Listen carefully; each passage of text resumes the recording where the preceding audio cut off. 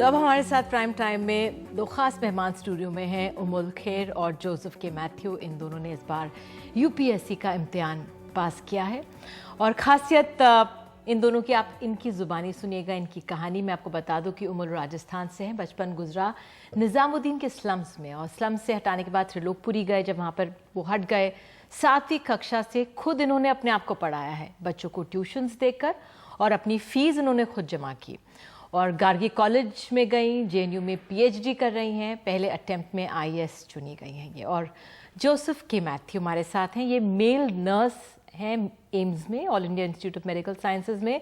पेरल जो पिता हैं वो केरल में दिहाड़ी मजदूरी किया करते थे, लेकिन जब उनको नौकरी मिल गई एम्स में तो उन्होंने, पिताजी ने वो छोड़ा था और 5वीं कोशिश में जोसेफ को यूपीएससी में सफलता मिली है और नौकरी के साथ ही पढ़ाई इन्होंने जारी रखी। तो आइए इनसे सुनते हैं। उमुल, पहले आपसे, आपकी जो कहानी है, आप अपने हमारे दर्शकों को बताइए कि तमाम सर्जरीज आपकी हुई और 7वीं कक्षा से आपने खुद अपनी पढ़ाई की, क्यों? 7वीं कक्षा में क्योंकि हमारा जब हमारी जो झुग्गी थी बारापुला में हज़रत निज़ामुद्दीन के पास, जब वो डिमोलिश हुई थी तो हम त्रिलोकपुरी में आए। तो जब त्रिलोकपुरी में हम सेटल हुए थे तो पापा के पास कोई काम नहीं था, तो ऐसे में घर को संभालना था, किराए का घर था तो उसका किराए का इंतज़ाम करना था। तो मैं फिर आसपास के बच्चों को ट्यूशन पढ़ाने लगी थी, क्योंकि त्रिलोकपुरी एक पिछड़ा हुआ इलाका है तो वहाँ पे ये पॉसिबल नहीं था कि अच्छी मुझे फ़ीस मिल पाती। तो मैं 50-50 रुपये में बच्चों को ट्यूशन पढ़ाती थी, तो पूरा महीना बच्चों को पढ़ाती थी, तब एक बच्चे से 50 रुपये मिलते थे। तो इट वॉज़ वेरी बहुत मुश्किल टाइम था, कमरे का किराया जुटाना, घर के खर्चे वगैरह करना और उसके बाद में खुद पढ़ना, तो बहुत मुश्किल था। तो बचपन से फोकस था कि पढ़ना है। मुझे यकीन था कि अगर कोई चीज़ अगर मेरे फ्यूचर को सिक्योर कर पाएगा, कोई चीज़ जो इस हालात के विशियस सर्कल को अगर तोड़ेगा, तो वो पढ़ाई होगी। और ये बात मेरे जहन में बहुत अच्छे से आ चुकी थी, तो जो मेरा फोकस रहा वो हमेशा ये रहा कि किसी तरह मैं पढ़ाई करूं। कहीं मैंने ये पढ़ा है कि 14 साल में आपके माता पिता ने, आप अलग हो गई थी क्योंकि वो चाह रहे थे कि आप 8वीं तक पढ़ें, उसके बाद ना पढ़ें। हाँ, क्योंकि एक कंजर्वेटिव फैमिली से मैं बिलोंग करती हूँ, तो ज़्यादा घर में पढ़ाई का एम्फेसिस नहीं था। तो जब उन्होंने ये वाली बात कही रखी थी कि 8वीं बहुत है और अब तुम दूसरा मतलब सिलाई वगैरह के उसमें ज़्यादा तुम ध्यान दे सकती हो, तो ऐसे में फिर मुझे ये बात बतानी कि मुझे आईएएस ऑफिसर बनना है, ये बहुत ऐसी चीज़ थी कि जिससे कन्विंस करना मुश्किल था। तब से पता था कि आपको ये करना है? ये मेरी 2nd क्लास का सपना है। जब मैं 2री क्लास में थी तब से मुझे पता नहीं था कि सिविल सर्विसेज क्या होता है।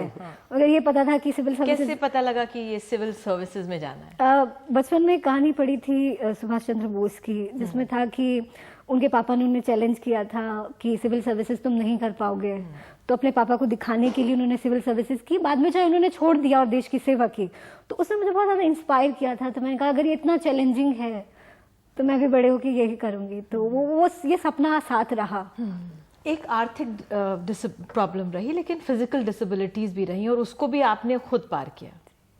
हाँ, मतलब मेरी डिसेबिलिटी जो है वो फ्रेजाइल बोन डिसऑर्डर की है, तो ये डायनामिक है, मतलब स्टेबल ना होने के बजाय, मतलब कभी भी अगर मैं गिरूं तो फ्रैक्चर हो सकता है।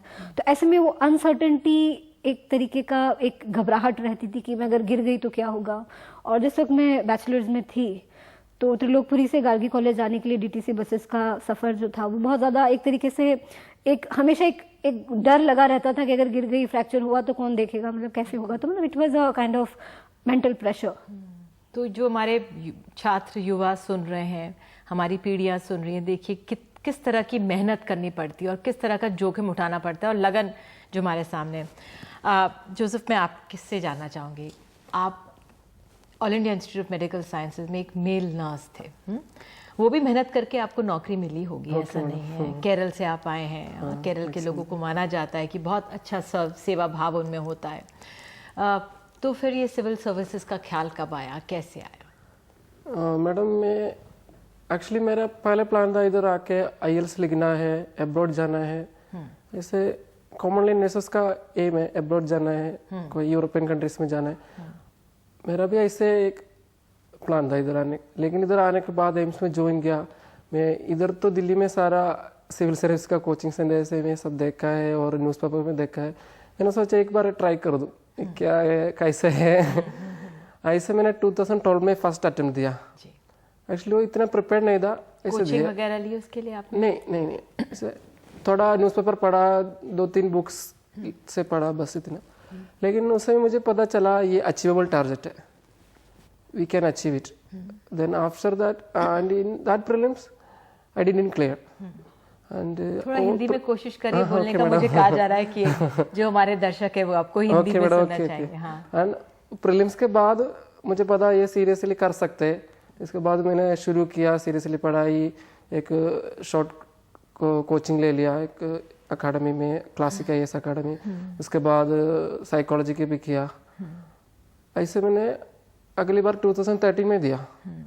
उस बार मेरा मेंस भी हुआ है, प्रीलिम्स हुआ है, मेंस दे दिया, लेकिन मेंस में क्लियर नहीं हुआ।